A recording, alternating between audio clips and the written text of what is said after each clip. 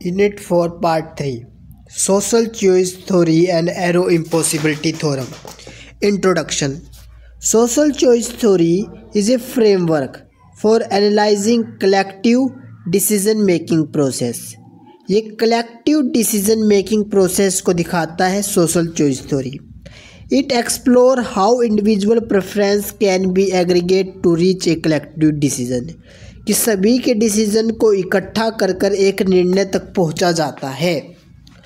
Kenneth arrow ने एक prominent economics थे, एक सुप्रसिद्ध इकोनॉमिक्स थे जिनका सिग्निफिकेंट कंट्रीब्यूशन देखा जा सकता है इस फील्ड के अंदर, जो उन्होंने दी थी इम्पॉसिबिलिटी थ्योरम, जिसे आप एरो पैराडॉक्स के नाम से भी जानते हैं। उसका जो वर्क था वो इस चैलेंज को एड्रेस करता है और एक फेयर वोटिंग सिस्टम को डिज़ाइन करने की बात करता है। सोशल वेलफेयर फंक्शन जो रिफ्लेक्ट करती है प्रेफरेंस ऑफ इंडिविजुअल हर व्यक्ति की एक प्रेफरेंस, एक चॉइस होती है सोसाइटी के अंदर, उसको दिखाता है। क्या की कंसेप्ट है हमारे सोशल चॉइस थ्योरी के? तो सबसे पहले collective decision making. Social choice theory examined how societies make decision based on the preference of their members. Social choice theory है वो डिसीज़न को दिखाती है कि हर मेंबर का डिसीज़न क्या होता है किसी के ऊपर। इट्स सेक टू अंडरस्टैंड, ये चाहते हैं इसकी समझाना कैसे इंडिविजुअल की जो प्रेफरेंस है वो can be aggregate into collective decision, वो कलेक्टिव डिसीजन के अंदर एक साथ इकट्ठा कैसे कर लेते हैं और सोशल वेलफेयर में इसका कैसे रोल है। सोशल वेलफेयर फंक्शन, एक सोशल वेलफेयर फंक्शन एक मेथड है जो कंबाइन होता है सभी इंडिविजुअल की प्रेफरेंस को लेकर एक सिंगल कलेक्टिव प्रेफरेंस में। It aim to represent the overall welfare, ये पूरी वेलफेयर को दिखाता है कैसे एक सोसाइटी को अच्छे तरह से एड्रेस किया जाए ताकि उन सब का भला हो, उन सब की प्रेफरेंस को लेकर। वोटिंग सिस्टम या थ्योरी एनालाइज करती है विभिन्न प्रकार के वोटिंग सिस्टम को और ability to fairly represent a preference of individual, और एक कैसे प्रेफरेंस देंगे हम इंडिविजुअल की प्रेफरेंस को। It seeks to find the most equitable way, ये बहुत ही अच्छे तरीके से एक सामान्य तरीके से कलेक्टिव डिसीजन को लिया जाता है। Arrow impossibility theorem, impossibility theorem इसका नाम इसलिए पड़ा क्योंकि एरो ने कहा है कि एक सही तरीके से डिसीजन लेना, कलेक्टिव डिसीजन लेना सबका एक साथ किसी भी तरीके से उसका फेयर होना मुश्किल है, तो इसलिए इसी मुश्किल को इसने अपनी इम्पॉसिबिलिटी थ्योरम में कहा है। ये थ्योरम केनेथ एरो, उनका पूरा नाम था, इम्पॉसिबिलिटी थ्योरम दी जो 1951 में बुक में प्रेजेंट हुई social choice and individual value में। State that no voting system can simultaneously, कि एक साथ सभी वोटिंग सिस्टम को इकट्ठा सेटिस्फाई नहीं किया जा सकता। ये 5 फेयरनेस क्राइटेरिया होनी चाहिए। उन्होंने 5 क्राइटेरिया दी जो हम डिस्कस करेंगे हम। When converting individual preference into collective decision, जो इंडिविजुअल प्रेफरेंस को कलेक्टिव डिसीजन में बदले। 5 फेयर क्राइटेरिया कौन कौन से होने चाहिए? 5 क्राइटेरिया। सबसे पहले है अनरिस्ट्रिक्ट डोमेन, यूनिवर्सिटी, जो वोटिंग सिस्टम का ज़रूर वर्क होना चाहिए। एक सेट, कोई भी सेट जो इंडिविजुअल प्रेफरेंस का, उसमें सभी पॉसिबल ऑर्डरिंग शामिल होनी चाहिए प्रेफरेंस की, हर व्यक्ति की प्रेफरेंस को प्राथमिकता देनी चाहिए।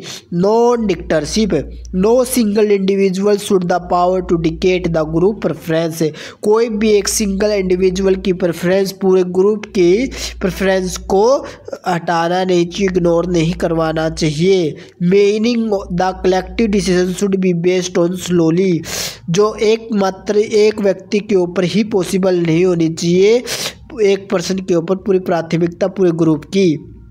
प्रेटो एफिशिएंसी, प्रेटो प्रिंसिपल है, if every individual prefer one option, और अनदर, अगर एक इंडिविजुअल दूसरे से, जैसे ए कहता है बी से बढ़िया है और बी सी से बढ़िया है, तो इस तरीके से पूरा एक प्रेफरेंस होना चाहिए। The collective decision should also reflect the preference, और उसे पूरी कलेक्टिव डिसीजन को प्रेफरेंस प्राथमिकता देनी चाहिए, किसी की भी प्रेफरेंस को हटाना नहीं चाहिए। इंडिपेंडेंस ऑफ इररिलेवेंट अल्टरनेटिव्स, जो कलेक्टिव प्रेफरेंस को जो दो ऑप्शन के बीच में should not be influenced by the presence या एब्सेंट ऑफ थर्ड, किसी भी अन्य की उपस्थिति के कारण उसका कोई प्रभाव नहीं पड़ना चाहिए और बाकी के दो ऑप्शन जो चूज करे हैं उनके ऊपर। ट्रांजिटिविटी, नॉन कॉन्ट्राडिक्शन, जो कलेक्टिव प्रेफरेंस को ट्रांजिटिव होना चाहिए। अगर ग्रुप प्रेफर ऑप्शन करता है ए को और बी से एंड बी को और सी से, तो इसका मतलब क्या है कि इट शुड आल्सो प्रेफर करना चाहिए हमें ए को और सी से, तो हमारा ए सबसे बढ़िया होना चाहिए। और ये पांचों थ्योरम फॉलो करना इम्पॉसिबल है। तो इम्पॉसिबिलिटी के बारे में क्या कहा गया है, एरो डेमोन्स्ट्रेटेड, ये दिखाता है कि ये इम्पॉसिबल है कि कोई भी वोटिंग सिस्टम के लिए कि पांचों क्राइटेरिया उसको एक साथ ही फुलफिल कर दे। जो ये रिजल्ट है ये इम्प्लाइज इस प्रकार को दिखाता है कि इसमें कोई भी परफेक्ट मेथड नहीं है इनमें से, जो अगर हम पूरे इंडिविजुअल की प्रेफरेंस को एग्रीगेट कर ले उसे कलेक्टिव डिसीजन में बदलने के लिए, जो सारी पांचों कंडीशन फेयरनेस स्टैंडर्ड रखते हो, फेयरनेस पूरी हो जाती हो अच्छे से। तो क्या इम्प्लीकेशन देखने को मिलता है हमें एरो की थ्योरम की। सबसे पहले limitation of voting system, arrow की जो थ्योरम है वो इस चीज़ को हाईलाइट करती है कि inherent limitation of all voting system, सभी वोटिंग सिस्टम जन्मजात उसमें कुछ ना कुछ कमी होती है। It's so that no voting method can be entirely fair, कोई भी मेथड पूरी तरह से सही नहीं होता। जो इमोनी ऑफ पैराडॉक्स, जो इस पैराडॉक्स का मूल मंत्र भी है। चैलेंज क्या है सोशल वेलफेयर के लिए, जो थ्योरम है वो एक सिग्निफिकेंट चैलेंज देती है सभी वेलफेयर फंक्शन को डिजाइन करने में एक्यूरेटली, और ये रिफ्लेक्ट करती है कि सोशल वेलफेयर कैसे होनी चाहिए जो इस सभी फेयरनेस क्राइटेरिया को पूरा कर सके। आगे हमारा है पॉलिसी एंड इंस्टीट्यूशनल डिज़ाइन, मतलब एरो का जो वर्क है वो प्रोफाउंड एक गहरा इम्प्लीकेशन देखने को मिलता है पॉलिसी मेकिंग में और इंस्टीट्यूशनल डिज़ाइन में। कोई भी संस्था का डिज़ाइन करे, suggested the need to comprehend and trade off in collective decision making process, और ये सभी को जरूरत पूरी कराती है कलेक्टिव डिसीजन मेकिंग प्रोसेस कैसे होनी चाहिए। अब इसका क्या क्रिटिसिज्म और क्या एक्सटेंशन देखने को मिलता है।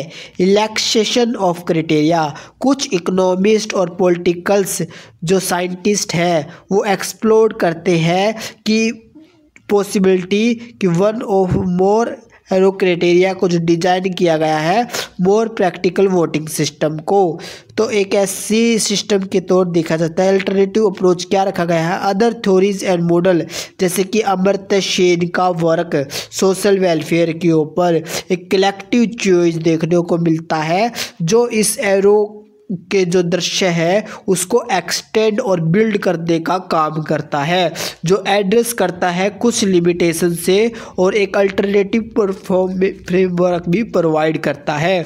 तो इसका आगे चलकर क्या लेगेसी और इम्पैक्ट देखने को मिलता है हमें, तो क्या देखने को मिलता, foundation work in social choice theory.